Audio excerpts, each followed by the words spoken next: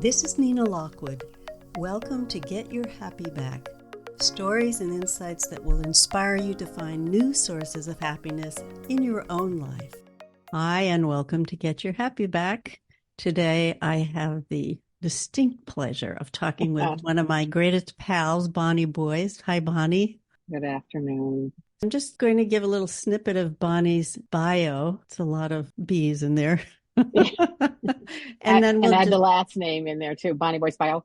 That's right. And then we'll just jump into our conversation. So Bonny is a certified professional coach. She's got a bachelor's in business administration. She's got a master's in management with a concentration in nonprofit leadership. And she's had enormous success coaching leaders and facilitating organizations to achieve their vision. Bonny and I met a couple years ago at a conference at Women at Work, where we were both speakers and we were both talking about coaching. And Bonny comes from a much more business-oriented background than I do, which is a little more on the woo side with creativity and psychotherapy and energy medicine and all that. But we had a great conversation. And I think because we hadn't met before that it was a real treat discovering, oh, wow, a fellow traveler. How fun. Yes, it was fun. Here's my start off question for you. Is there a formula for happiness? You know, I've been spending time thinking about this, right, since you asked me to join you today. And, happiness existed right when you and I did that workshop together, right? We just interacted with another human being and we developed a connection, right? So I think happiness is an inside job where we need to spend time on ourselves. But I think true happiness comes with just human connection. I guess that's it. Thanks for coming. I think we're both on the same page with that. We have a spiritual teacher who we both enjoy, Rupert Spira, who basically said happiness is our basic nature, and that really we're just seeking an outlet for its expression. And as you say, it comes through connection. Yes. What's interesting is, Rupert Spira, you introduced me to Rupert Spira when I was so blessed to take one of your programs, right? And what was great about me interacting with you is like what you've already said, like I have all this experience in the business world and leading people. And it took me a while to realize I even liked people, right? Because I thought, and so as I matured, I became more and more aware that all that really matters is the human connection, like we're saying, right? So Rupert Spira's evaluation of the importance is love, right? And it's our own self-love. And then once we do the inside job where we really do have some self-love, right, we can then give our love out to everybody else. So, I know you're the energy person, but I've always feel like I could feel someone's love. I can feel the energy coming from them, that they're listening to me, like they're interacting with me, like, the basic human person just needs to be seen, heard, and understood, right? And when that happens, like we flourish. Magic. Yes, it is magic.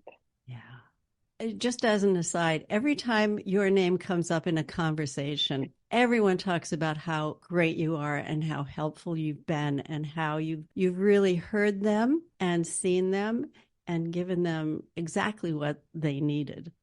So I just thought I'd throw that out there. Yeah, that really hits me right here, right in the heart and in my soul, because leading this life where I was in charge of a big enterprise, right? And then understanding as doing that, like I was an achieving person, right, for a really long time. And then I realized it's not about my achievement. It's about how can I help other people be the best that they're supposed to be, right? And when you shift to be about another person, you free yourself up a little bit, right? And then you stop comparing yourself with everybody else, right? There's this one poem that I really thought I really wanted to read out loud. And it's really fascinating to me, this young Pablo who's like got all this interesting stuff about life, but it's about not comparing yourself and where happiness really comes from, right? I'm trying to figure out how to like lead us to even talk about this poem, because I took this certification in positive psychology, at Kripalu Institute, and it was an 11-month program. And then I went back and I was a teacher's assistant for 11 months. And so I really got grounded in the science of happiness, right? And, Marty Seligman says that, you got to flourish, right? So to flourish, we all flourish in our own way. So if we're comparing ourselves to other people, right, we're not doing the inside work to understand what do I want to do? What makes me feel like I'm engaged and I'm doing the best that I can. And I think what you're saying to me about what other people say about me is I'm showing up just trying to be with them. Yes, yes, absolutely. And there's something that you reminded me of when you talked about comparison, which is that we live in a culture that is so predicated on how much and how well you produce, Right. right? A form of commodification. So it's almost inherent in that system that we compare ourselves to, well, how am I doing? Well, how are they doing? Am I doing what they're doing? Am I doing better or worse? So it leads into a real downward spiral of so much pressure we put on ourselves to be as good as someone else. And that diminishes our ability to be present with another person. Totally, totally. So I just mentioned young Pablo a few minutes ago, and he's a poet. And I'm just going to read you this one poem just because of what you just said, because this is the nuts of what we have, the inside job that we have to do, right? It's how many times has your mind taken a small piece of uncertain information and spun it to a story around it that ends up in consuming all your thoughts? How many times has your mind taken a small piece of an uncertain information, right? Not even like you don't even like you're just grabbing it, right? And you spun a story around it, ending up consuming your thoughts, right? So when I think about the younger Bonnie, I spent a lot of time with just that. Like, what do they mean by that? Why did they do that? Why is that happening, right? And then you make a story up, and then you believe you're right. And so as I've aged, the greatest question I realize I can ask myself is, how can I be wrong? That's so great. What a good question. This totally runs against what anybody would think they should ask themselves. Right. Yeah. Like, how can I be wrong? I Because want it's to in go the back. comparison that we're really wrong, right? Like, Yes, in making the I, comparison. you and I, when we met each other, I could have compared myself to you right up there with all those people listening to you and I could have spent all my time not being confident, not being calm, and not being happy and in the moment, right? I could have been, oh my God, she's so much smarter than me. Look at how she's dressed. Like I could go in a million ways, but I had to teach myself over time to say to myself, Bonnie, you're calm, confident, and happy. Just stay in the present moment, right? But I catch myself today still comparing myself to somebody else, right? Because we're just human, permission to be human. You also reminded me of something earlier when you were talking about self-love. I did a podcast recently with Sabrina Masso, and she surprised me by saying, when we were talking about happiness and happiness as a precursor to our next step, or even being in the present moment, she was asking the question, what do I love about myself? And it was the first time I'd really thought about happiness in that way. Yeah. Like she was talking about how much she loved being greeted in the morning by her pugs, and the fur and the excitement and the waggy tails. And that she realized there were so many things she loved about her. It wasn't personal. It was that she could love that tactile experience, or that she could love a sunset or something that was a capacity, but it wasn't about her personality, really. And I thought that was really an interesting perspective, because usually we say happiness depends on, who we hang out with and what we do. And yes, of course, to some degree that's true. But if it's not predicated on that innate happiness. Yeah. So when I heard her podcast, because she's such a fabulous human being, right? I also I listened to what she said and I felt like she was talking about how she herself, and this is where the inside work, how she started to identify where can I discover joy in my life, right? Yes. If you discover joy, you can actually empower your life because you can start finding it in every moment. It exists. Like you have something in your life right now to give you joy, right? And that's some of the stuff that the science of happiness has done, all the researchers have done, is to realize that we do have choice. And she was articulating how she has the choice to recognize the things that are already in her life that bring her joy, right? And they know that we can be joyful by just being in awe, Mm-hmm. And so being in awe, that's the inside work. Some people are in awe listening to music. Some people are in awe going on top of a mountain. Some people are all just like watching the sunrise, right? But if we could just start to embrace in this moment right here, right now, I already have positive resonance, pops of joy that can come into my life.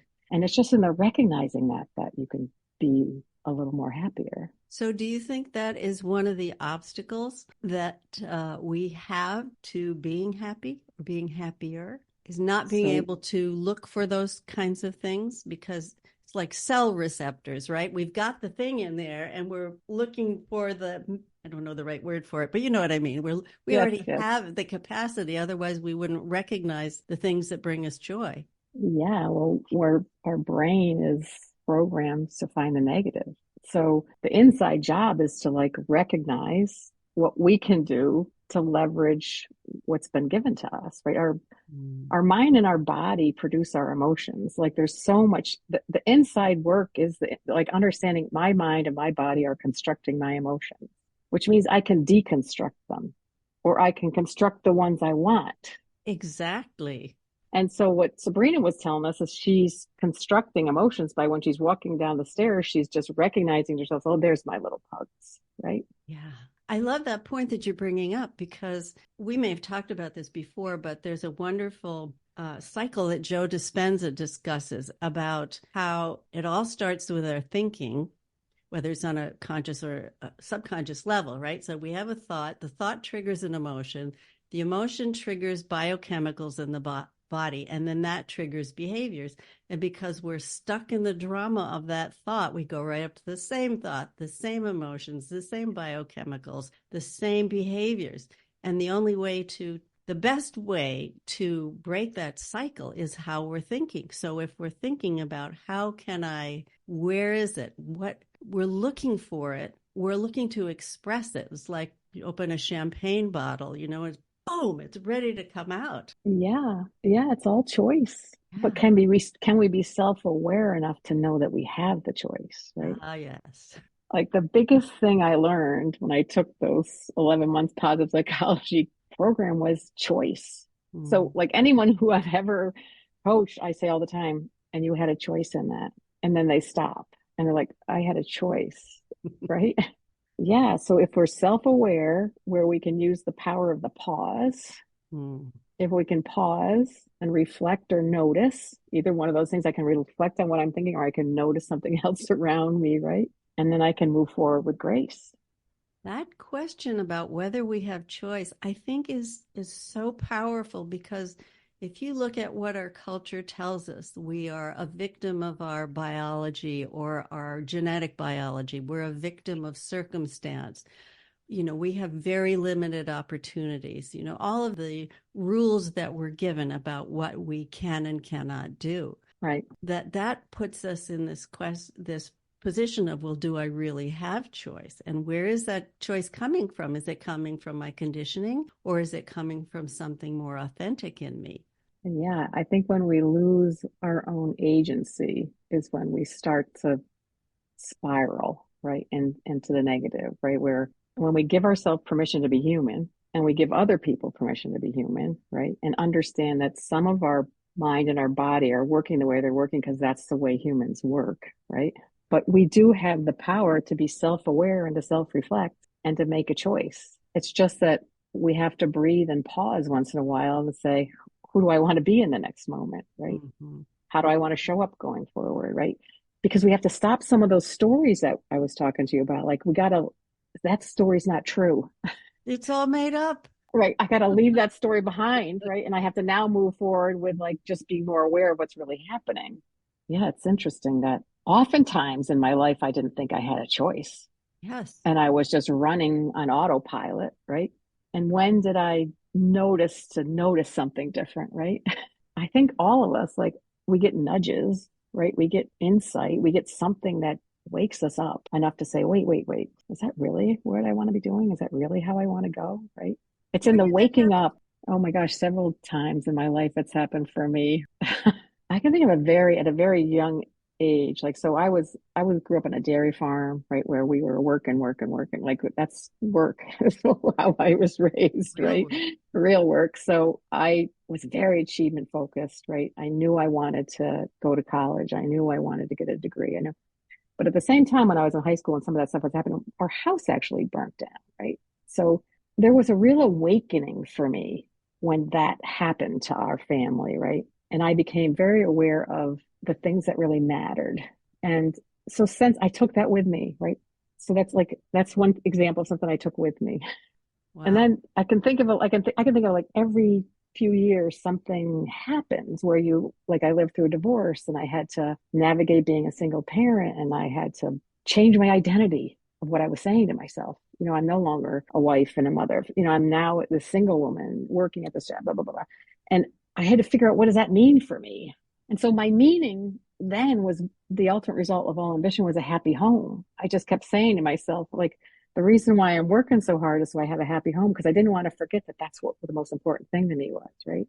So sometimes I think like our happiness is can we really understand what our strengths are? Can we really understand what we value? And can we show up with them, right? It's when we're not being authentic to ourselves. So I remember one time driving down the road, you know, after the kid's dad moved out, after like a couple of years, and I was still like I was carrying this like feeling of I was a complete failure, right? No one around me would have thought I felt like, but I remember one day saying to God, could you please just take this from me? And like it went, like I felt it leaving my body. Like I learned that I can ask to let some stuff go. That's powerful. Powerful, right? So I'm like, I can go on with some more ones, but there's been times when like I was woken up, like I am not in control. I am connected to the universe, right? That's like, there's something bigger than me. Like you and I are connected. I feel like there's a freeing feeling when you're not in control of so much, right? Let some of this go. Right. That's another point that I'm going to get to in a rather roundabout way about what Rupert Spira speaks about is like when there's love, connection, and happiness, there's no separation. Right. You're just one. Yeah. And when you feel that, this is why I love Rupert Spire because he like brought me back to the realization of what that feeling is like. And his whole thing of non-duality is like we can go there anytime we want to go there. We can just go to the place of peace inside ourselves, which is powerful. Yes. Because when you go there, you let go of so many things that your whole body like loosens up. Yeah. Because it's not who you really are. Yeah. I So mean, what book? oh, do you remember a book that came out in, oh my gosh, it was decades ago called If You Meet the Buddha on the Road, Kill Him? No. I know it doesn't sound very good, but the premise of the book was essentially that you don't need the teachers to tell you what to do. You need the teachers to point you back to yourself, but not to put them up on the pedestal and revere them. And not that we can't appreciate them, of course, because there are certainly many teachers that we've had along the way with whom we've had profound experiences, but it's that going back to ourselves. And if we're not, and I actually think that you must have been reading my mind before we started this conversation because so many of the things I was thinking to ask you about, we've already been talking about, like we just Interesting. naturally. So I'll try one Interesting. that maybe you hadn't thought of. Great. What do you think are the main reasons that we lose this sense of authenticity and well-being over time? Because those are all connected to happiness. But Yes. what do you think are the main reasons? Why we lose our own well-being, why we get, We lose our own sense of authenticity and well-being. well, I think because we're not staying. So I'm going to tell you this from my perspective now at the age I'm at now, right?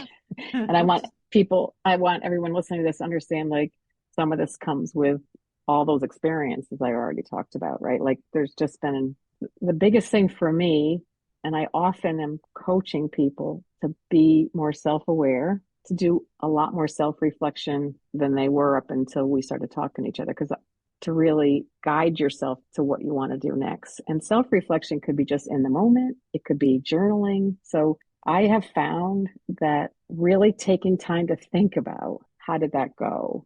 who do I want to be when I go to this next thing? Like, and like being more purposeful about leading my own self and noticing when I'm with people that it seems like the energy's off or something's not going right, and just pay more attention to what's going on, right? We lose ourselves because we stop to check in with ourselves. Say more about that. You can become on autopilot, right? You build habits and you build structured stories that you've been telling yourself, and you build how you want your day to go, right? And you can just get on autopilot. I mean, the reason why our brain has autopilot is we wouldn't get anything done if we didn't have it. So we've built all these programs, and once in a while we need to stop and say, how are those working for me? Because days can go by and weeks can go by without you saying, how did that go?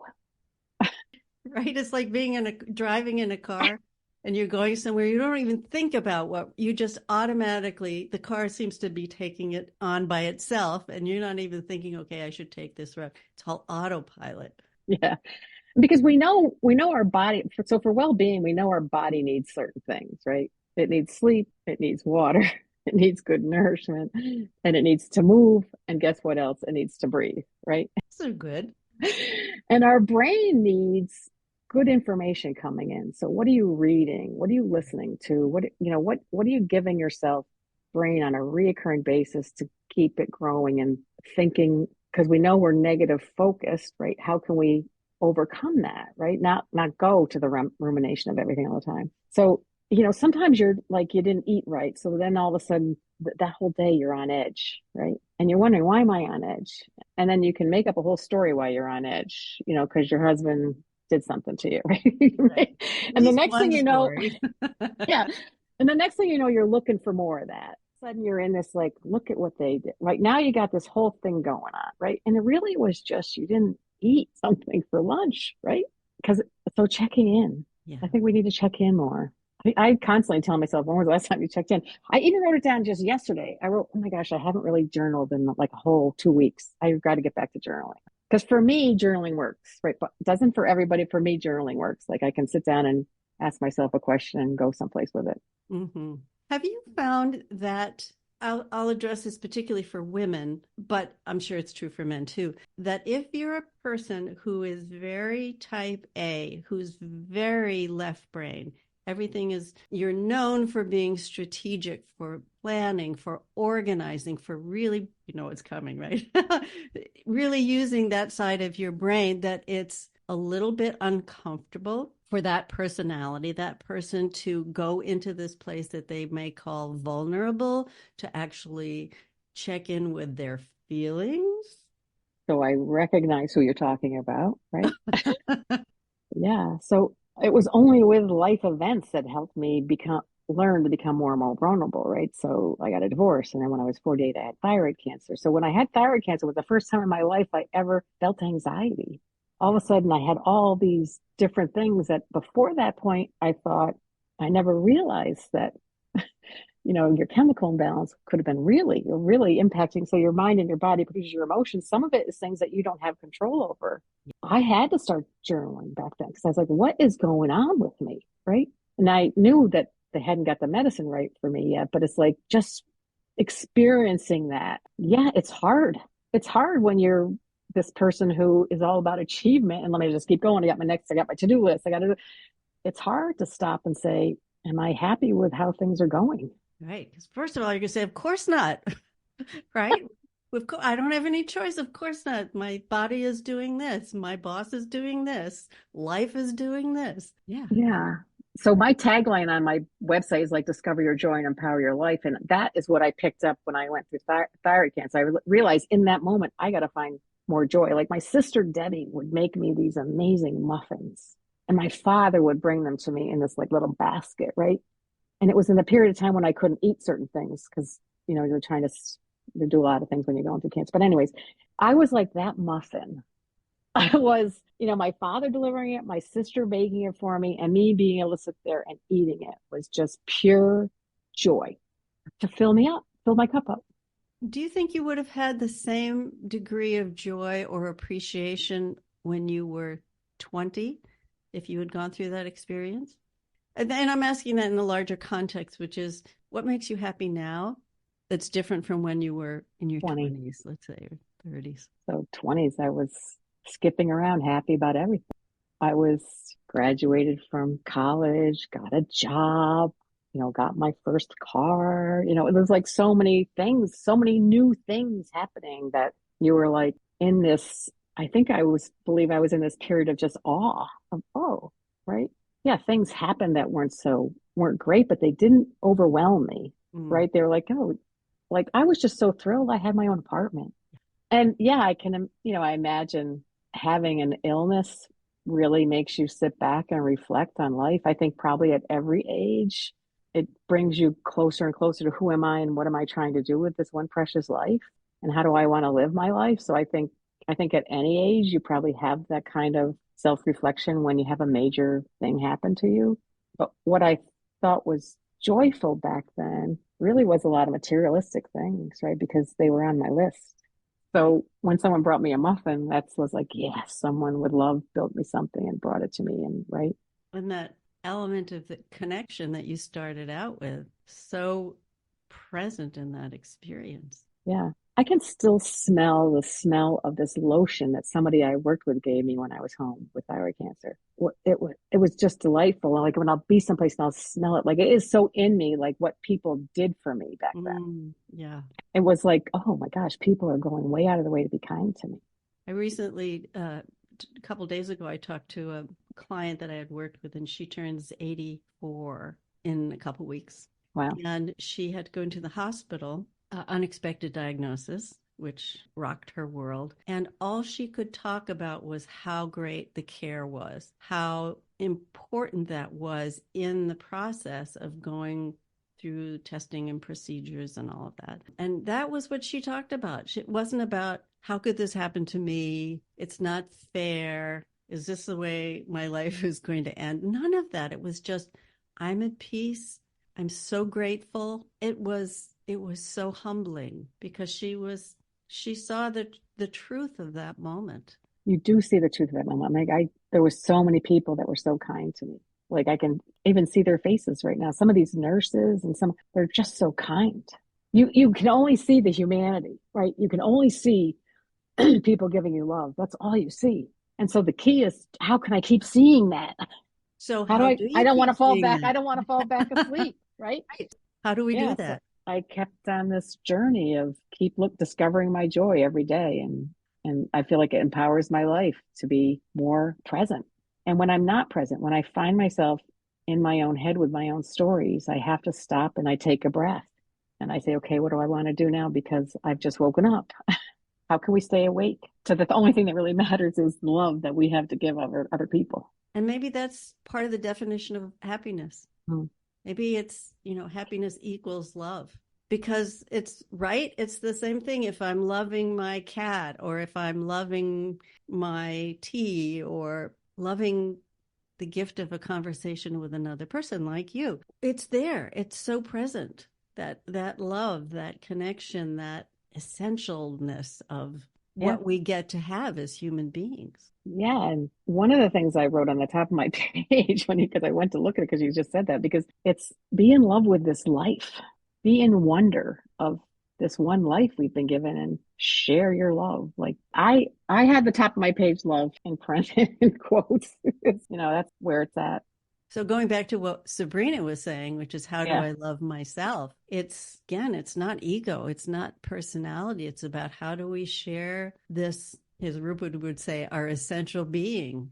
Yes. Where are we I doing it? love Where are him. we not? Where do we do that? Where can we do more of that? Yeah. And that's where I feel that it's being aware, self-aware and self-reflecting and asking myself, where can I have more grace? Where can I show up and be full of grace? And that means something to everybody. Like, this is not a one thing. Like, this is like, once you start to realize, like, give everybody permission to be human, everybody's going to do everything differently. But if they're coming from this one spot of, I believe I want to give the best I can to everyone around me, Mm-hmm. you feel that when you're with people who are like that. And it feeds you back up. Like, it reminds you, oh, it does matter that I show up being. Yeah. Yeah, that look, when two people come together and they are looking at each other's eyes and that connection is there, it's just unforgettable. It's just permanently emblazoned in your being. It's like, I see you.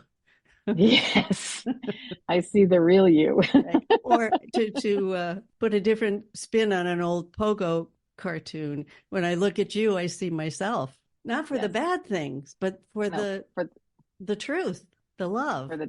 for the divinity in you. Yeah. Like namaste. Right. Yeah.